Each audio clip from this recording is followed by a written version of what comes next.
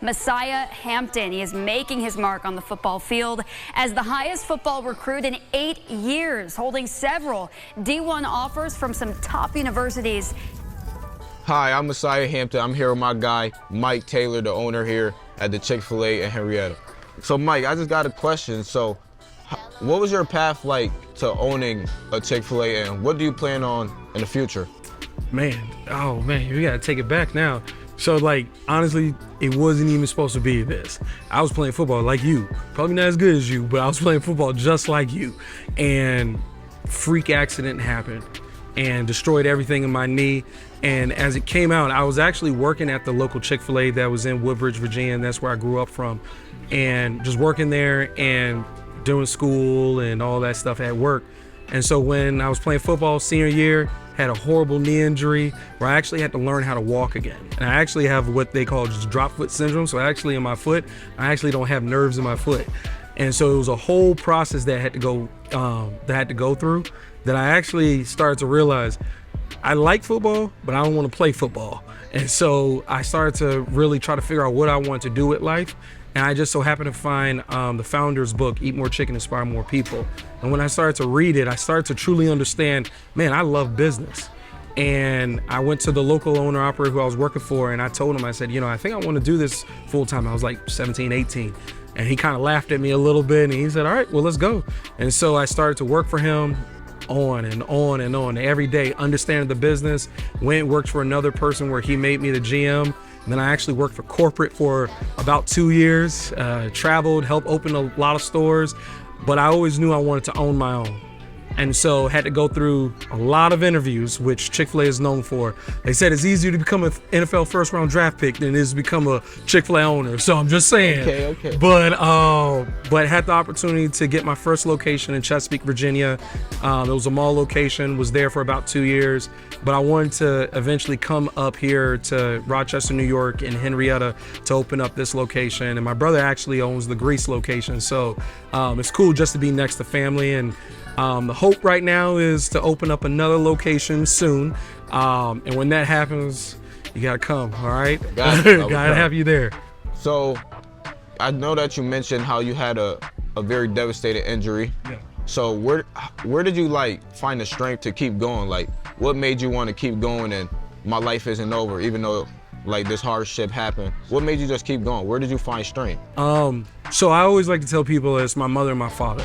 Some of the way my father raised me is, hey, you get up. And that's the way he always tells me. He says, you get up, you don't mind what anybody says. And my mom is a praying woman. I always like to make sure I say that. And so every single time the doctors would tell me, hey, he's never gonna walk normal. He's always gonna have to have a crutch. He's always gonna have to do this. My mom would get me in the car and say, don't you believe anything they say? You keep your faith in God. And so it really empowered me to have two influential people in my life to just speak life over me while everybody else was basically speaking death.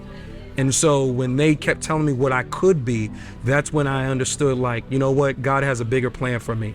And so while I would have loved to be playing on Sundays and, catching footballs on Sundays, I'm thankful that I'm able to have the opportunity to be able to sell chicken and still be able to touch lives the same way I would have on the field. You mentioned something very important, faith. You said your mom told you have to put your faith in God and not listen to other people.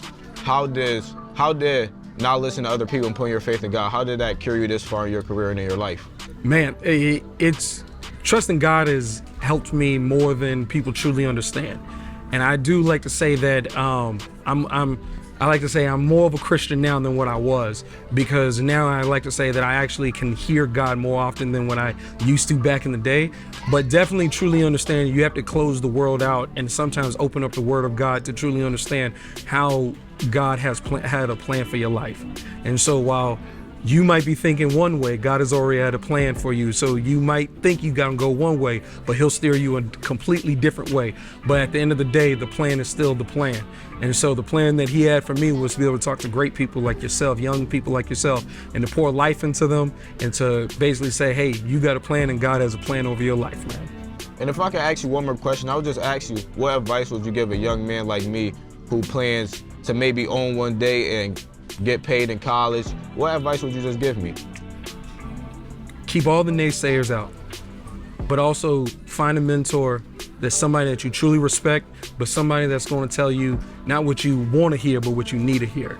I'm thankful that besides family, I have one of my mentors who actually works for Chick-fil-A corporate, Mr. Theron. He's known me ever since I was 15, 16 years old, but he's one of those people that would just flat out tell me, like, hey, you got to keep your head on straight, even during my wild days. He would say, you got to keep your head on straight, you got to do this, and he always followed up with me. And a lot of times when you're young, you don't want to listen to your parents, but it'll always be somebody else that comes into your life that you'll want to listen to. So I would always say, when the naysayers come, you tune them out. And for where you're going in life, I would tell you to prepare for it. The second thing I would say is make sure you find a mentor, somebody that you can trust, somebody that's going to speak life into you, and somebody's going to tell you everything you need to hear and not what you want to hear, no matter how bad it's going to hurt, but they're going to be there for you. So you asking me a lot of questions. Now I appreciate all the questions you asking me. I got, I'm humbled that you're here sitting across the table from me.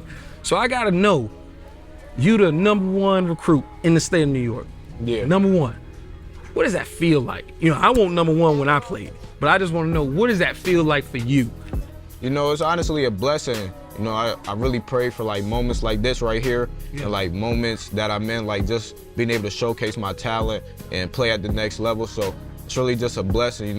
It's not every day you get to just go have an opportunity to pick what college you want to go to all over the world. So it's just being young and having a dream and keeping the vision on what I wanted to do in my life. I knew since I was about 7 years old I wanted to play in the NFL. I wanted to be a D1 player. So just since then I always grinded.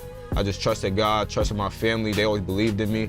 And now I'm almost there, and I just gotta keep working.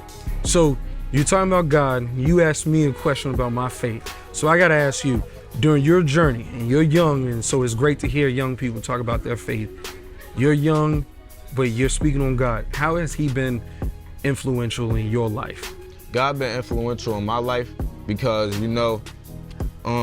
he just put pieces and things in my life together where it gave me opportunities that you got to see. It's not from coincidences or mistakes. I don't believe in coincidence. I believe everything is from our higher power, God.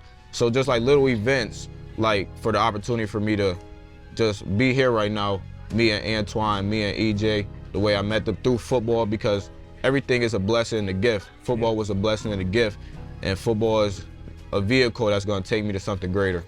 That's awesome. And maybe it's a little bit of a sneak peek, and I don't know if you're able to tell me, but so what school can I make sure I tune in on? I can see you on Saturdays, so I can get, I gotta get me a jersey and everything ready. So what school can I expect you to be at?